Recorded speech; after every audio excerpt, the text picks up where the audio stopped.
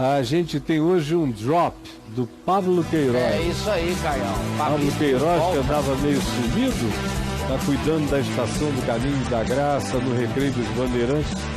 Vai trazer um convidado que eu conheço desde 1975.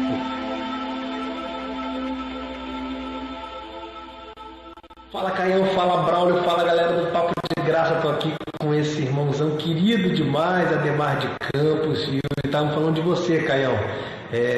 No início da tua pregação, o Ademar, ele acompanhou, ele usou uma frase aqui que ele disse o seguinte: quando tu te viu pregar ali no início, parecia que estava inflamado de Deus, cheio do Espírito Santo, né? Uma experiência. Como é que foi, Ademar? Foi no ano de 1975. A gente tinha um trabalho no Teatro Taíbe, lá em Bom Retiro, em São Paulo. E você estava com ela do nosso saudoso reverendo Antônio Elias. Eu estava lá com o Beto, né? Aqueles trabalhos que a gente fazia nos teatros. E acho que você estava no início, assim, conversando, sei lá, alguma coisa assim. E você pregou naquela noite. Foi, assim, fogo do céu mesmo. Ai, que bom! Foi muito marcante. E é isso aí, Caião. Aí, Caião, e aí eu queria deixar para você aí essa pergunta. E no século XXI, né? Nesses dias pela frente aí que vai vir, esses anos futuros aí, será que a gente pode esperar homens assim, cheios de Espírito Santo para impactar novamente a geração? Ou a situação está indo de ladeira abaixo? Nossa expectativa é sempre crer contra a esperança. Mas o que você tem a dizer sobre um avivamento para os tempos de hoje? Um beijo grande, nós te amamos muito e até a próxima. Ademarzão de Campos, querido. Eu conheci o Carlos Alberto Beto, a quem ele fez referência. Foi. Que é o fundador da Comunidade da Graça. Quando eu conheci o Beto, ele ainda nem tinha começado a Comunidade da Graça. Ele ainda era membro de uma outra denominação pentecostal, onde ele não conseguiu mais sentir ambiente para ficar. A promiscuidade era tão grande que em 74 ele não suportava mais ficar. Nossa. E eu conheci e conheço bem a denominação. Era uma coisa horrível, não existia ainda universal, nem neopentecostalismo. Era uma igreja pentecostal americana podre, àquela altura, e ele ficou enojado. Ele era sinceramente convertido, pregava a palavra com honestidade e ficou enojado. E conheceu o reverendo Antônio Elias, mais ou menos nessa época, 74. E eu conhecia o reverendo Antônio Elias desde 65. E minha mãe já o conhecia desde 58. Nossa. Então, nossas famílias já vinham juntas há muito tempo. Eu me converti em 73 e comecei a pregar imediatamente. E aí o reverendo Antônio Elias me convidou para ir pregar na igreja presbiteriana Betânia, que estava começando, era pequenininho. Eu já tinha, na adolescência, frequentado lá, porque meu pai, quando se converteu, ficou na igreja Betânia, que era uma capelinha em São Francisco. Então, eu fui para pregar na Betânia. Era início de 75, quando eu conheci o Carlos Alberto Quadros Bezerra, na sala lá da casa do pai do Cessé, que é o reverendo Antônio Elias, Dona Maria José. Aí nos apresentamos, foi assim, amor à primeira vista. Ficamos apaixonados logo um pelo outro. Veja, em 75 eu tinha 20 anos. E o Beto é mais velho do que eu, uns 10, ele devia ter 30, 32 no máximo, novo também. Aí ele me convidou para ir pregar no teatro, num teatro, não me lembro qual era o teatro, ele mudou de teatros, num encontro que ele chamava de Encontros de Paz. De paz. Aí eu fui pregar e o reverendo Antônio Elias me acompanhou. Você veja o que é um indivíduo que tem prazer no pupilo, no discípulo. Ele saiu de Niterói e foi comigo. Fomos de ônibus até São Paulo para eu pregar lá no teatro dos Encontros de Paz com o Carlos Alberto. E eu me lembro que eu preguei. Você acredita? Você lembra, Caio? É, lembro. Você vai falar pra gente? Eu preguei sobre Moisés, sobre a vara de Moisés, como simbolização de autoridade espiritual. E eu falei sobre autoridade espiritual. E sobre como a autoridade espiritual transcende a limitação do mensageiro. Porque eu era gago. E Moisés também. Ah, sim.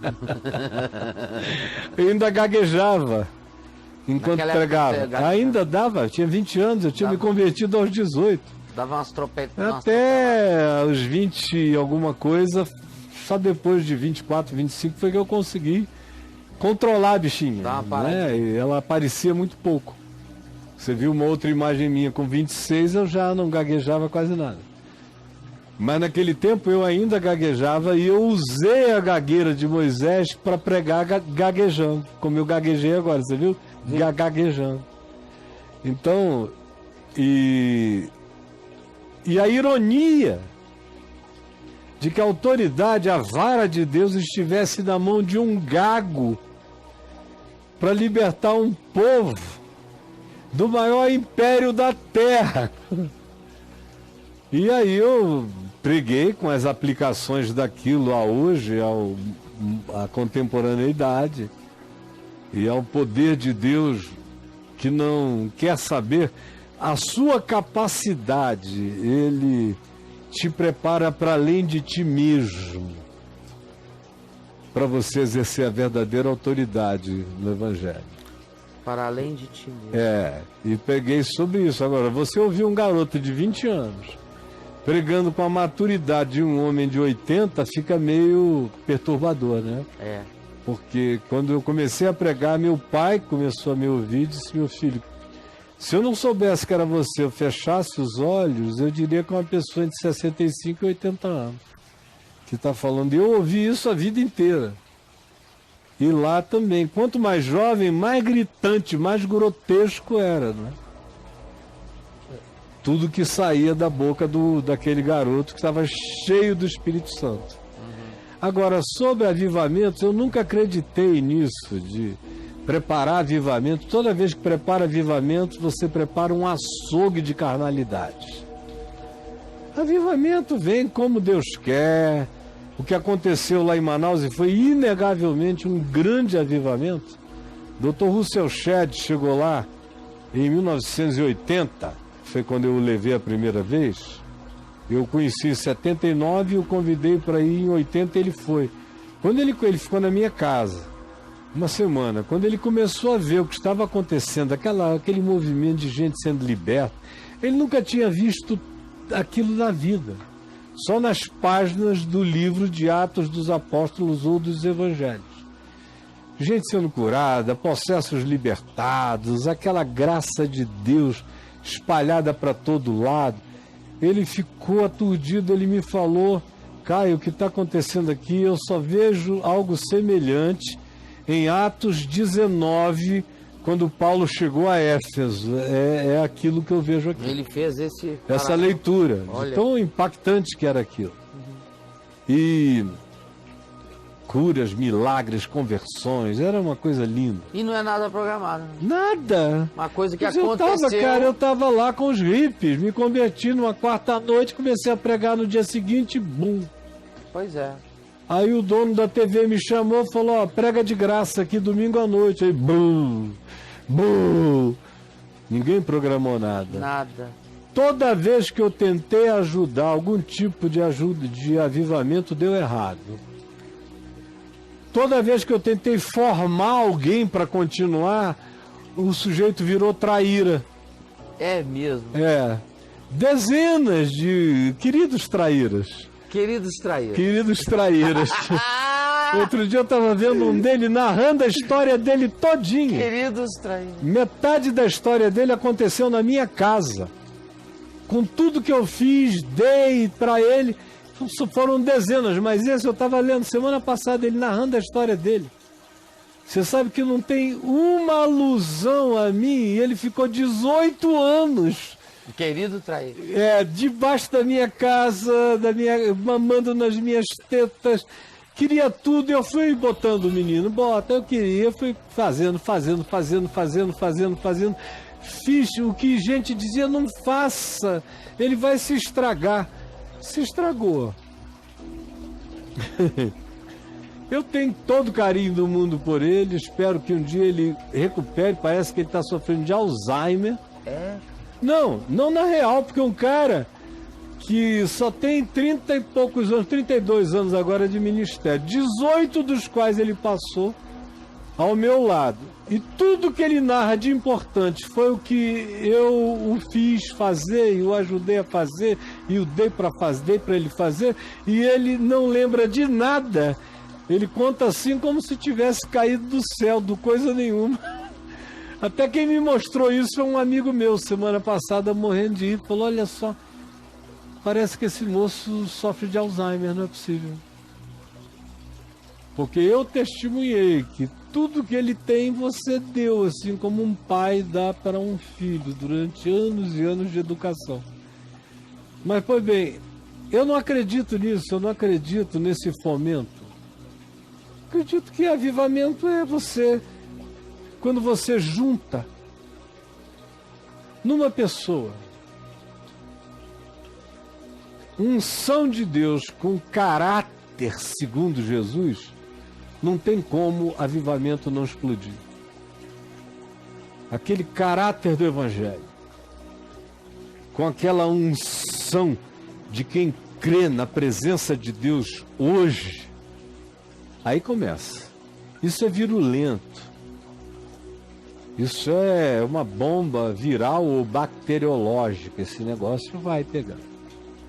Armas biológicas, químicas e espirituais. Como eu vejo aqui entre nós. Nós não estamos numa mega igreja, não estamos em nada disso. Mas esse grupo que nos atinge aqui é maior do que a maioria das igrejas do país. O grupo que está com a gente a semana inteira, o mês inteiro, mudando, crescendo. Eu vejo o que está acontecendo, eu viajo por aí, eu vejo a maravilha das curas, das libertações, dos livramentos. Hoje não é de demônio para todo lado, é de pânico. É de vontade de se suicidar. De depressão. A estratégia espiritual mudou para essa geração. O ataque maligno vem com outra cara. Não tem mais aquela inocência de 50 anos atrás, que demônio parecia demônio. Hoje não. É a morte fazendo crianças quererem morrer. É um outro tipo. Uma outra pegada. E eu estou vivo e ativo. Eu não estou esperando avivamento nenhum, não. Ele já chegou. E ninguém vai poder impedir. Já chegou, vocês querendo ou não querendo. Gente, basta um. E eu não sou só um. Nós somos milhares já querendo a mesma coisa. Isso que a gente chama de igreja aqui em volta vai mudar? Não. Vai continuar igual, vai até piorar. Agora, a igreja de Cristo, que não tem nada a ver com isso aí, está viva, ativa, virulenta, profundamente subversiva, entrando aonde o povo nem imagina que ela está chegando. E o resultado disso não vai ser necessariamente feito de templos, reuniões, mega encontros, não. É gente encontrando Deus em apartamentos silenciosos, em quartos escuros. Amém, cara. Se derramando diante de Deus, encontrando a verdade, se levantando, indo para a rua e começando a espalhar misericórdia. Amém. É algo de outra natureza, lindo que está vindo aí. O pensamento é diferente. Os meus pensamentos não são os vossos pensamentos, nem os meus avivamentos são como os vossos avivamentos, diz o Senhor. Então é isso, Pablito. Massa. E meu beijão ao Ademar, que bom te ver. Quero te encontrar logo, logo, numa dessas horas, numa dessas idas a São Paulo. Quero que você vá fazer o louvor junto comigo lá, com a alegria do que já aconteceu no passado, algumas vezes em que você fez o louvor e eu preguei, e tantos outros amigos. É hora, Ademar, da gente juntar onde ainda existe fogo santo, porque o fogo estranho está para todo lado. Mas vamos juntar os gravetos de fogo santo, porque tem um incêndio de amor sendo preparado para chegar e devastar perversidades que a gente não pode nem imaginar. Amém. Essa é minha oração, é a minha fé, em nome do Senhor Jesus.